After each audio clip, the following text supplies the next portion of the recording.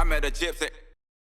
My back's rounded, my shoulders are full, my neck, like I just don't have great posture. And it's like you could teach, like that's now something that I'm gonna have to spend a lot of time actively trying to correct. And it's like you can just have a kid that has great posture that they're gonna go into sport and they're gonna do naturally better at sport than they would if they didn't have good posture. They don't have to go to any extra classes. They don't need any extra tuition. It's just they get past the football. They're standing up straight, like they're in the They spot. get it. Like Jet Lawrence. It's in the nerves. Yeah, Jet is not trying to have this perfect posture when he rides. It's just that he's that guy. Like they, whatever. I bet you his parents have good posture.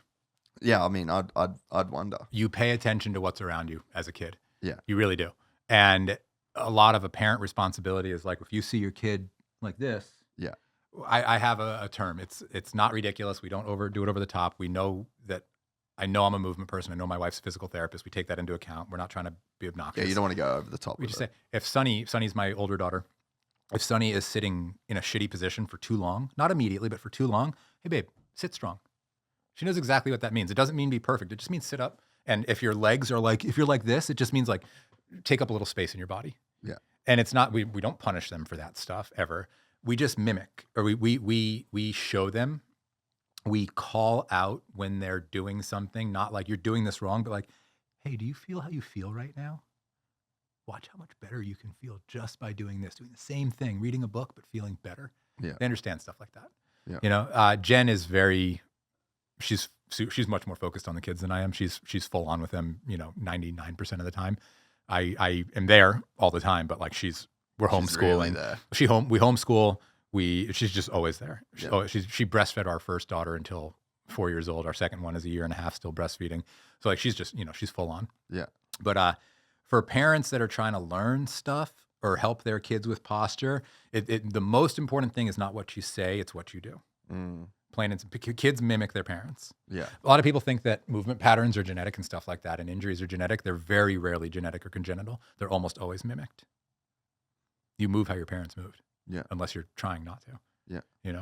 Yeah, no, it makes complete sense. It's funny too. I got a friend and he went to a private school in Sydney. It was like one of the most expensive schools that you could go to in I believe in Australia. Wow. And the guy just has the fucking best posture. They had etiquette stuff. They were just very, very, very on it. It should be taught from kindergarten on in playful ways, but in middle school and high school, it should be taught at the beginning of every single PE class. A minute or two on breathing and posture. And that would that would change kids' lives. It doesn't have to be anything crazy. Oh, we're going to go on the track. We're going to spend a minute breathing, making sure our feet work, making sure our legs work. Then we're going to go on the track. Yeah. We're going to climb the rope. Hey, here's how your lats work. Here's how you squeeze against the rope with your adductors to help your lats work better. There's reasons that certain looks look a certain way, and there's very few people. We've been contacted by a number of teachers over the years that want to get a foundation program into their schools. You can only do it via YouTube. It's the only, because there's so much bureaucracy and there's so many steps you can't. that It's not worth it. Yeah. Make good YouTube videos and tell them about them. So you wrote a book and the foreword is by Chris Hemsworth. Yes. Great Aussie. How did that come about? It's got to be a cool story there. It's actually kind of a funny story. It shows my paying attention to pop culture. So Chris called me. He got my number from Kelly Slater. Okay. I mean, I'm done, Yeah, life's going good. Yeah. Like it was one of those moments. It was like 2013, 14, something like that. And I get this call from an Australian. I'm like, oh, okay, I have a lot of Australian friends. And I mate, heard you're really good with backlift, blah, blah, blah. Been practicing this stuff. It's really working. I'd love to, I'm going to be in America. I'd love to meet you. I'm like, oh, hey, hey, who are you? Oh, my name's Chris. Oh, hey, Chris. Yeah, I came from Kelly Slater. Oh, cool. Okay, so you a surfer? Yeah, I'm a surfer. I'm like, okay, yeah. What do I need to know? He's like, have you seen Thor? Like, yeah. He's like, that's me. I'm like, oh, okay. Oh, that Chris. I'm like, oh, that Chris. And I don't know. I honestly, the only person I've ever been really starstruck around is probably Kelly Slater, honestly, of everybody. I don't think anybody else. He's such a GA. There's nobody like him. I'm so impressed. There really is not. He's an alien of a person. I'm so impressed by what he's, not even take surfing out of it. Guy's 50 years. Yeah, I was he gonna is, say he he's is the 50-year-old dude that you were talking disciplined. about before. Yeah, He's the guy. oh my God. Well, I honestly, and I also believe keeping your expectations within reason. I don't know that I would consider Kelly a mentor because I consider him almost an unattainable level of like of capacity. Really, he's a very impressive human being. But Kelly introduced Chris. Chris had been using my YouTube videos and he wanted to go further. They had been helping. So we set up a couple sessions to meet him in person. And I don't know if this is smart or not, but my girlfriend, Jen, who was my girlfriend at the time, I just brought her with me. Like, oh, we're going to go meet Chris Hemsworth. I'm like, wait a second, shit. Why did This was a terrible idea. Yeah.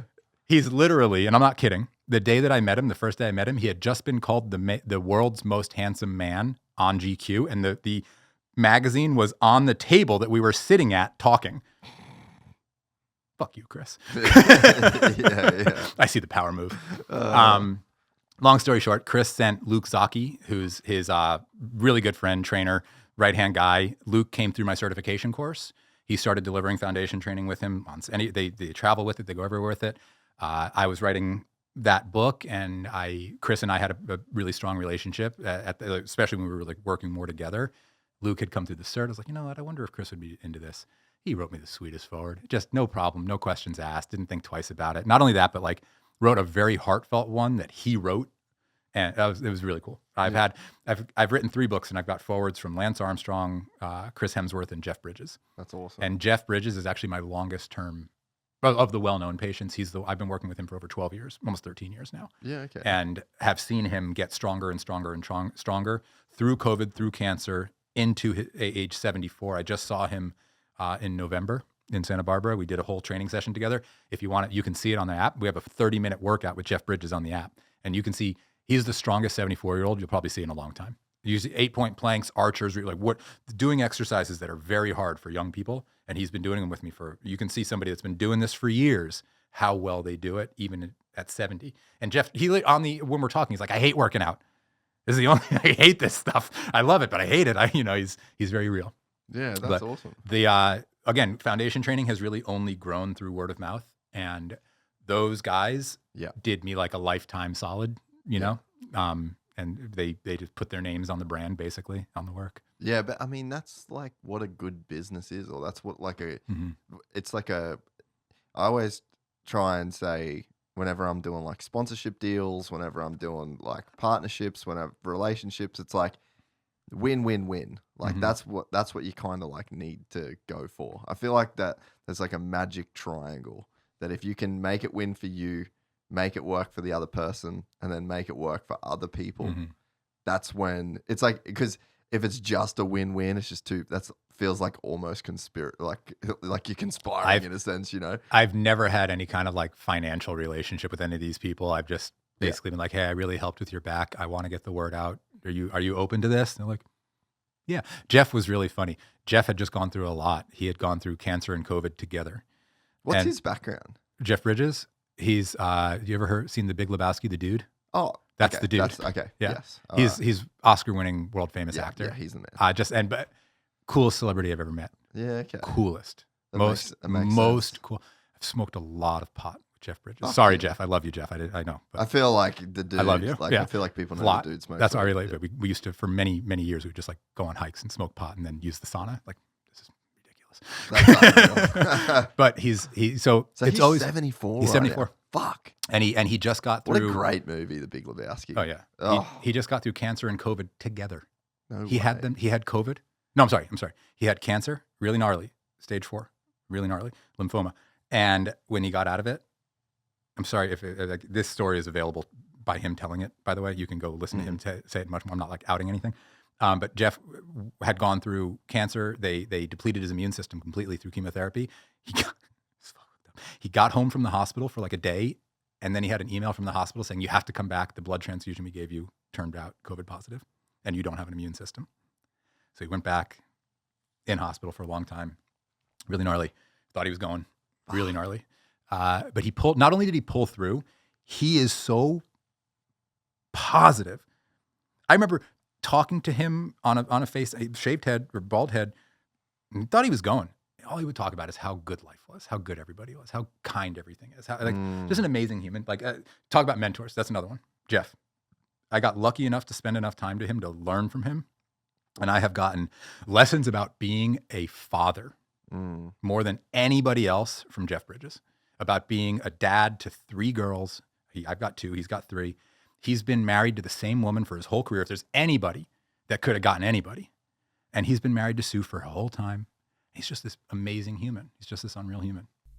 We're excited to announce the launch of our new membership site, gypsytales.com, packed with exclusive content and perks that you won't find anywhere else. This is your chance to become a part of the Gypsy Gang. And as a special bonus, if you sign up to an annual membership, you'll be entered into the draw to win our custom-built TC125. Gypsy Gang.